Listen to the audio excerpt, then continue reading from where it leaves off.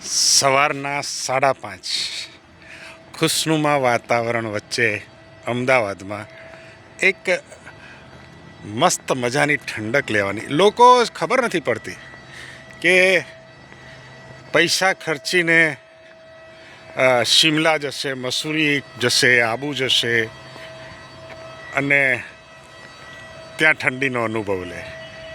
અને જો ઠંડી તો પડે, કાનના માટે ઢાંકણ, શરીર છાતી માટે ઢાંકણ, હા પછી થોડી ઘણી તો ઠંડી સહન કરવી પડે ને.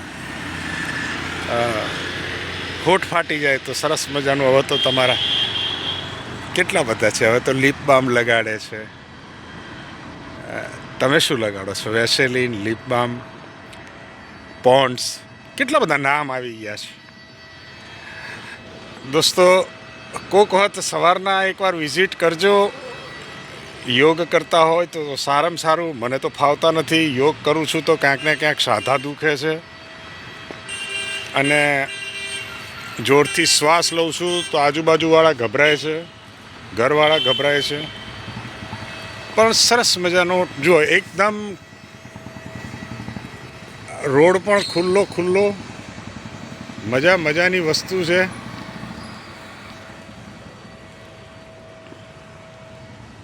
હા, મારા જેવા નવરા માણસો કોઈક 2-4 જણ. અરે આવામાં પણ તમે વિચાર કરો કે બરમુડો પહેરીને, ટ્રેકસૂટ પહેરીને લોકો દોડે છે, પસીનો કાઢે છે. એક વાત સવારના ક્યાંક નક્કી કરીએ આપણે બધા, ચલો ક્યાંક મળીએ સવારના પોરમાં પણ. હો, પછી કોઈક ઓર્ડર આપીએ ખીચા બીચાનો. 6-7 વાગે, 7-1 વાગે છૂટા પડીએ. 6 તો વહેલું કહેવાય, 7-1 વાગે છૂટા પડીએ. હું નજીકના ભવિષ્યમાં કંઈક પ્રોગ્રામ કરું છું, પણ આપણી પ્રવૃત્તિ સવારમાં ન હોય એટલે પાછા એવું ના કહેતા કે લેતા આવજો ને આપણે મળીશું ને બેઠક કરીશું ને આવું બધું નહીં. હો, એટલે કોઈક વખત એવો કંઈક નક્કી કરીને પ્રોગ્રામ કરીએ છીએ. પણ આપણને અમદાવાદની સવાર ગમી અને આઈ લવ અમદાવાદ. સાંજે ગાંધીનગર ગમે છે. સવારના મને અમદાવાદ ગમે તો સાંજે ગાંધીનગર ગમે. તમને કદાચ ગાંધીનગર ન પણ ગમે, પણ વાઇબ્રન્ટ આવે છે. કોઈને કોઈ વેપારી, કોઈને કોઈ એટલે આપણી ભાષામાં વેપારી કહેવાય. તમારી ભાષામાં એને બહુ સ્ટાઇલ બોલવા જાઓ તો બિઝનેસમેન છું.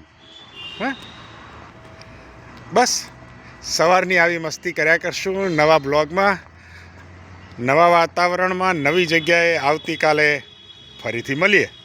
Bye bye.